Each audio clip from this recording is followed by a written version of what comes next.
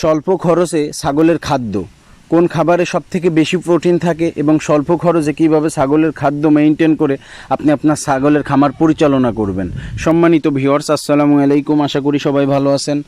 আলহামদুলিল্লাহ, আমিও ভালো আছি। আপনাদের জন্য আরও একটি নতুন ভিডিও নিয়ে আসলাম। আর এই ভিডিওতে আপনাদেরকে বলার চেষ্টা করব কিভাবে স্বল্প খরচে আসলে আপনারা ছাগলের খামার পরিচালনা করবেন এবং কোন কোন ঘাসে সবথেকে বেশি প্রোটিন থাকে এবং আমাদের খামারের জন্য কোন ঘাস চাষ করলে খামারের জন্য ভালো হবে। পুরো ভিডিওটা দেখলে ইনশাল্লাহ বুঝতে পারবেন। আর আমার চ্যানেলে যারা নতুন, অবশ্যই আমার চ্যানেলটি সাবস্ক্রাইব করে বেল আইকনটি বাজিয়ে দিবেন। ছাগল লালন পালন পরিচর্যা সম্পর্কে যদি কোনো তথ্য জানার থাকে অবশ্যই আমাকে কমেন্ট করবেন। ইনশাল্লাহ আপনাদের কমেন্ট ধরে উত্তর দেওয়ার চেষ্টা করব। দেখেন, আমি একজন প্রান্তিক খামারি, ছাগল লালন পালন করে থাকি।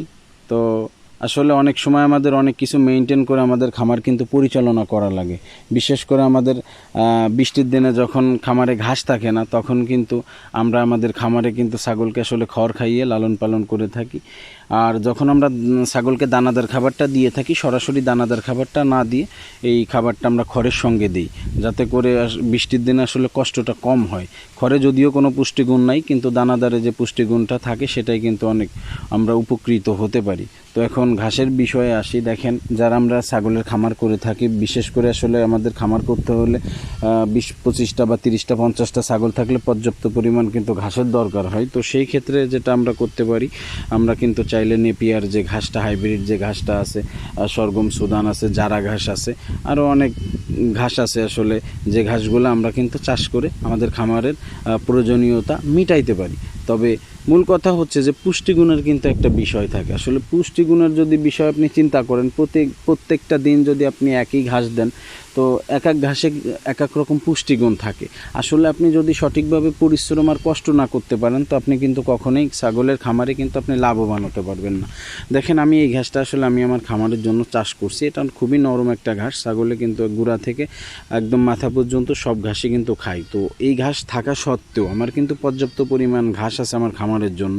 তো তারপরেও আমি যে কাজটা করি, যেমন আপনার সজনে পাতা, কাঁঠাল পাতা, আম পাতা, ডুমুর পাতা, শেওড়া পাতা, আপনার জার্মানি যে লতাটা, মাঠে দুবলা ঘাস হয়, সেন্সি ঘাস হয়, শামা ঘাস হয়, আমি চেষ্টা করি মাঝে মাঝে মাঠ থেকে এই ঘাসগুলোকে সংগ্রহ করতে। এক এক দিনে এক এক রকম ঘাস আমি আমার ছাগলকে দিয়ে থাকি। কেন দিয়ে থাকি? কারণ এক একটা ঘাসে কিন্তু এক এক রকম পুষ্টিগুণ থাকে। আর এই এক এক রকম ঘাস দেওয়ার কারণে ওদের যে পুষ্টি ঘাটতি যে থাকে, এই ঘাটতিটা কিন্তু হয় না। তো আসলে আমরা যারা খামার করব, খামারটাকে টিকানোর জন্য অবশ্যই ছাগলের খাবারের প্রতি আমাদেরকে মনোযোগী হইতে হবে এবং খাবারের মান নিয়ন্ত্রণ করতে হবে এবং পুষ্টিগুণের দিক কিন্তু আমাদের অবশ্যই খেয়াল রাখতে হবে।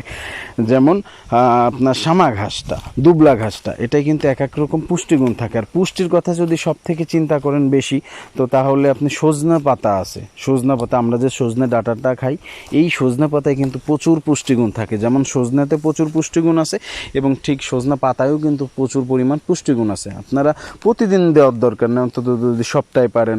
বা নিমের ডাল, যদি নিম পাতা আপনারা ছাগলকে খাওয়াইতে পারেন, সেটা বন নিম হইতে পারে, দেশি নিম হইলে ভালো হয়। আর একটা প্রচুর পরিমাণ ভিটামিন একটা ফলের কথা আপনাদেরকে বলে দিই, যেটা আপনারা মোটামুটি সিজনে অ্যাভেলেবেল পাবেন। ক্রয় গাছের ফল, যেমন শিল ক্রয় আছে, আমাদের দেশি ক্রয় গাছ যেটা আছে, এই গাছের ফল হয়, দেখবেন লম্বা লম্বা ফল হয়। এই ফলটার ভিতরে দেখবেন যে তেঁতুলের মতো বিচি হয় এবং তেঁতুলের মতো যে গায়ে যে যা থাকে চামড়াটা, এই চামড়াটা কিন্তু প্রচুর মিষ্টি হয়। এটাই কিন্তু প্রচুর পরিমাণ ক্যালসিয়াম থাকে। তো আপনারা চাইলে কিন্তু যদি আপনাদের আশেপাশে ক্রয় গাছ থাকে, এই ফলগুলোও কিন্তু আপনারা সংগ্রহ করে ছাগলকে কিন্তু খাওয়াইতে পারেন। এতে করে কিন্তু অনেক ক্যালসিয়ামের কাজে লাগবে, এতে কিন্তু অনেক পুষ্টিগুণ আছে। তো আসলে মূল কথা হলো যে খামারে সফলতা অর্জন করতে চাইলে আল্লাহ তাআলার উপর ভরসা রেখে আপনাকে আগায় যাইতে হবে। এবং আল্লাহ যদি কোনো ব্যক্তি সঠিকভাবে পরিশ্রম করেন এবং আল্লাহ তাআলার কাছে চান, অবশ্যই আল্লাহ তাআলা তাকে কখনোই নিরাশ করেন না এবং সেই ক্ষেত্রে কিন্তু অবশ্যই সফলতা অর্জন করেন। তো এই জন্যই আমি আপনাদেরকে বলবো, যেমন ছাগল তৃণভোজী প্রাণী, ছাগলকে আপনারা নানান ঘাসপালা দিয়ে লালন পালন করার চেষ্টা করবেন। তবে কি পর্যাপ্ত ঘাসের জন্য অবশ্যই আপনি ঘাস চাষ করবেন। যেমন বৃষ্টির দিনে আমি বললাম ছাগলকে খড় খাওয়াই এবং আমি আমার যে নেপিয়ার ঘাসটা চাষ করা আছে, এই ঘাসটা কিন্তু আমি খাওয়াই, এটা কন্টিনিউয়াস।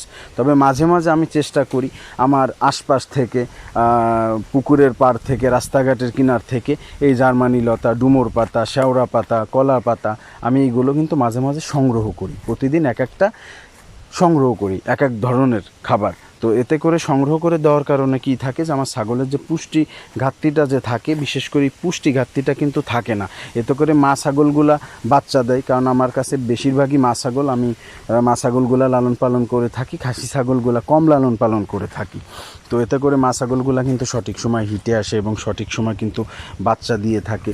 তো আপনাদেরকে যেটা করতে হবে যে সঠিকভাবে আপনাদেরকে খামার পরিচালনা করতে হলে আপনাদেরকে কষ্ট করতে হবে। কষ্ট যদি সঠিকভাবে করতে পারেন তো 100% ইনশাআল্লাহ আশা করি আপনারা খামার সেক্টরে কিন্তু লাভবান হতে পারবেন। ছাগলের খাবার আপনাদেরকে মেনটেন করতে হবে যে 3 বেলা সঠিকভাবে খাবার দিতে হবে। বৃষ্টির দিনে 1 বেলা ছাগলকে আপনারা খড় খাওয়াবেন দানাদারের সঙ্গে, আপনার যে নেপিয়ার ঘাসটা থাকবে এইটা আপনি 1 বেলা খাওয়াবেন। আর যদি পারেন আর একটা যে বেলা থাকলো দুপুর টাইমে, এইটা আপনি এই বেলাটা আপনি আশেপাশে যে আপনার তৃণভোজী যে কথাটা বললাম, লতাপাতা ডালপালা, এইগুলো আপনি চাইলে যদি মানুষ আসলে একটু কষ্ট করে, এটা কিন্তু একটু কষ্ট করলেই আপনার ম্যানেজ করা সম্ভব। কারণ আশেপাশে যারা আমরা গ্রামে থাকি, ডুমুর পাতা বা শেওড়া পাতা, এটা বনে জঙ্গলে কিন্তু অভাব নাই। জার্মানি লতা, আসলে একটু কষ্ট করতে হবে। আপনি 1 ঘন্টা আপনার গোসলের আগে আপনি সময় দেন, দেখেন আপনি 20টা ছাগলের 1 বেলার খাবার আপনি গুছায় ফেলাই দিতে পারবেন, কোনো সমস্যা নেই। আর খাদ্য অভ্যাস আপনাকে পরিবর্তন করতে হবে, খাদ্য অভ্যাস আপনাকে চেঞ্জ করতে হবে, এবং ছাগলকে কৃমিনাশকটা সঠিক সময় করাইতে হবে এবং জিঙ্কটা খাওয়াইতে হবে। এবং এটা করালে কি হবে, ছাগলের কৃমিনাশক করায় যদি লিভার টনিক দেন, জিঙ্ক দেন, ওর রুচি থাকবে, ওর সামনে যা দিবেন ও তাই খাবে। যাই হোক, আজকের ভিডিও এতটুকুই। যদি আমার ভিডিওটি ভালো লাগে অবশ্যই ভাই লাইক কমেন্ট শেয়ার করবেন, এবং কোনো তথ্য জানার থাকলে অবশ্যই আমাকে কমেন্ট করবেন। ইনশাআল্লাহ আপনাদের কমেন্ট ধরে উত্তর দেওয়ার চেষ্টা করব। অবশ্যই আমার চ্যানেলটি সাবস্ক্রাইব করে বেল আইকনটি বাজিয়ে দিবেন। আমার জন্য এবং আমার খামারের জন্য দোয়া করবেন। আশা করি সবাই ভালো থাকবেন। আসসালামু আলাইকুম ওয়া রাহমাতুল্লাহি ওয়া বারাকাতুহু।